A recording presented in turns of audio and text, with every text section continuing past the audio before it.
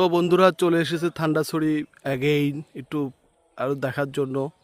দেখেন কত সুন্দর চা বাগান, প্লাস হচ্ছে যে আশপাশের পরিবেশটা অসম্ভব সুন্দর। দেখতে পেরেছেন? থান্ডাছড়িতে আসলে গত সপ্তাহে এসেছিলাম, বাট ফুল কাভার করতে পারিনি। আজকে এই সাইডটা একটু কাভার করছি। এটা হচ্ছে যে চা বাগান, অন্য আরেকটা চা বাগান। ওই যে দূরে দেখা যাচ্ছে চা বাগান, দেখতে পেরেছেন?